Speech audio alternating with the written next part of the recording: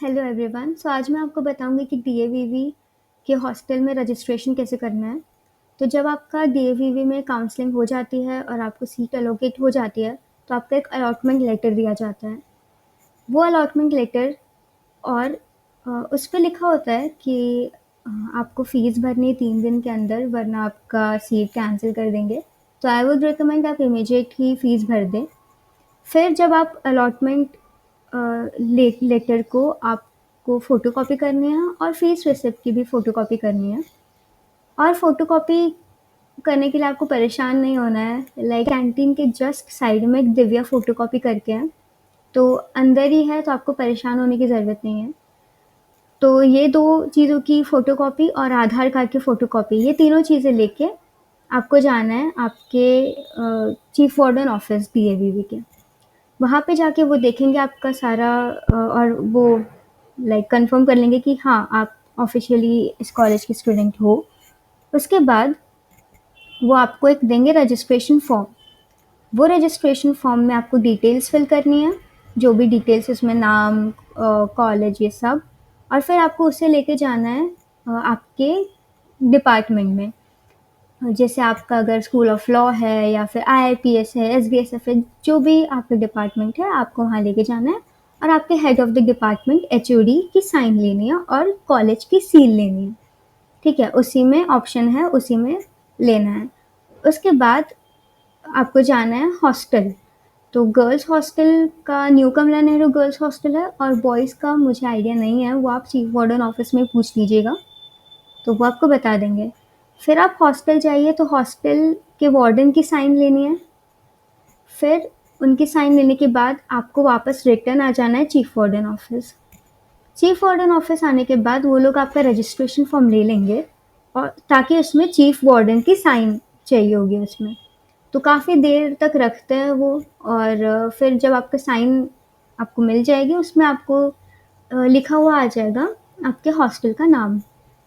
फिर आपको वो चालान देंगे। चालान में 4 सेक्शंस रहेंगे। उसमें आपका फ़ीस लिखी हुई आ जाएगी, मतलब वो लिख देंगे उसमें आपकी फ़ीस। लास्ट ईयर हमें थी 25,000 पूरे साल की, दोनों सेमेस्टर की, और इस बार भी मोर और लेस उतनी ही रहेगी। उससे आपको पूरा खुद ही फिल करना होगा, और फिर वो लेके आपको एसबीआई जाना है, जो कि कॉलेज के अंदर ही है, कॉलेज के यूनिवर्सिटी का ही एसबीआई। वो भी आप गूगल मैप पे डालेंगे तो वो भी आपको मिल जाएगा। कैंटीन से अपोजिट डायरेक्शन में आगे आगे चल के ही आ जाता है, वो ज़्यादा दूर नहीं है। वहाँ पे जाके आपको फ़ीस सबमिट करनी है, वो सील कर देंगे चारों सेक्शंस में। एक सेक्शन एसबीआई वाले रख लेंगे।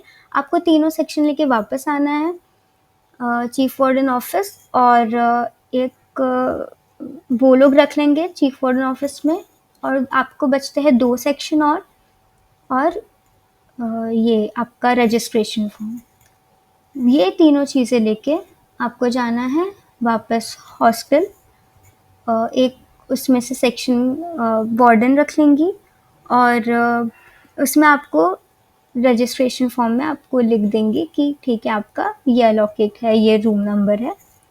अगर आप बहुत जल्दी आ जाते हो और रूम्स अलोकेट नहीं है, तो आपके पास ऑप्शन भी है कि आप आपके हिसाब से कौन सा रूम आपको पसंद आ रहा है वो ले सकता है।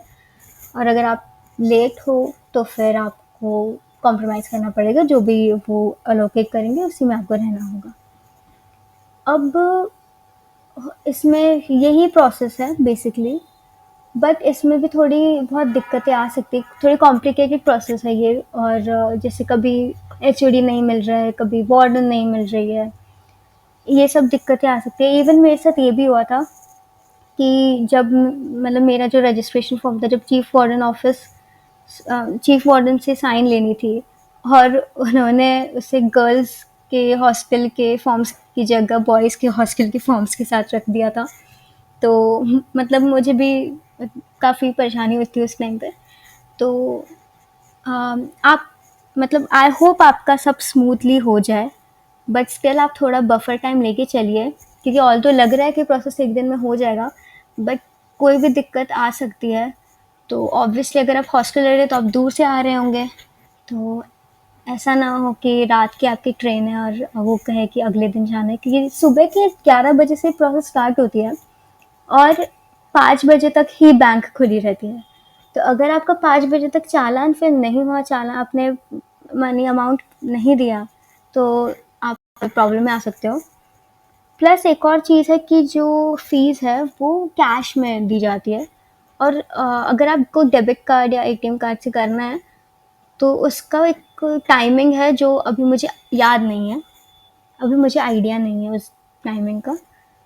तो इसीलिए मैं आपको रिकमेंड करती हूँ कि एक बफर टाइम आप लेके चलिए। सो यही प्रोसेस है। Thank you for watching. Until next time.